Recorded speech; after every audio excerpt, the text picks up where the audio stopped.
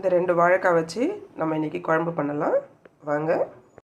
வாழைக்காய் தோல் சீவி ரவுண்ட் ரவுண்டாக கட் பண்ணி வச்சுருக்கிறேன். 2 பூண்டு உரித்து வச்சுருக்கிறேன். 2 தக்காளி கட் பண்ணி வச்சுருக்கிறேன். 2 வெங்காயம், 2 பச்சை மிளகாய், அரை முடி தேங்காய் பாலுக்காக எடுத்து வச்சுருக்கிறேன்.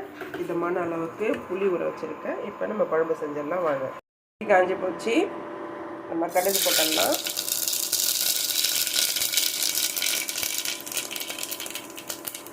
கடுகு பொரிஞ்சதும் வெந்தயம்,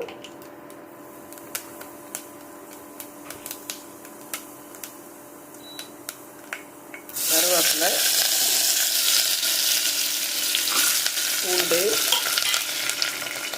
பூண்டு லைட்டாக வதங்கட்டும். பூண்டு லைட்டாக வதங்கிடுச்சு. நம்ம இந்த ஸ்டேஜில் 2 பச்சை மிளகாய், வெங்காயம் இதை போட்டு நல்லா வதக்கி எடுத்துடலாம். குழம்புக்கு திட்டமான அளவு உப்பு, தக்காளி சேர்த்து வதக்கிடலாம்.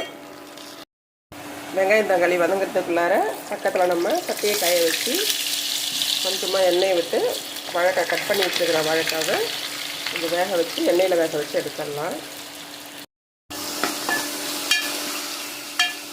வெங்காயம் தக்காளி நல்லா வதங்கிடுச்சு. இந்த ஸ்டேஜில் 1 கப்பு தேங்காய் பால்,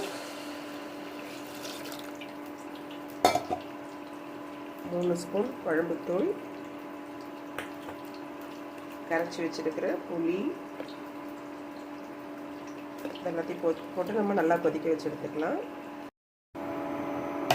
குழம்பு நல்லா கொதிச்சிருச்சு. நம்ம வாழைக்காவை எண்ணெயில் போட்டு பொரித்து வச்சுருக்கோம். இது அந்த குழம்போடு ஆட் பண்ணிடலாம்.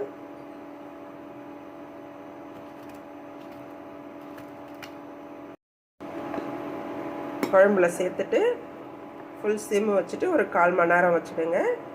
ரெடி ஆகிடும். வாழைக்காய் குழம்பு ரெடி ஆயிடுச்சு.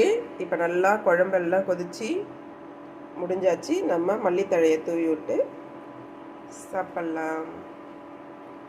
என்னுடைய சமையல் பிடிச்சிருந்ததுன்னா லைக் பண்ணுங்கள், சப்ஸ்கிரைப் பண்ணுங்கள். என்னோடய வீடியோ பார்த்ததுக்கு ரொம்ப ரொம்ப நன்றி.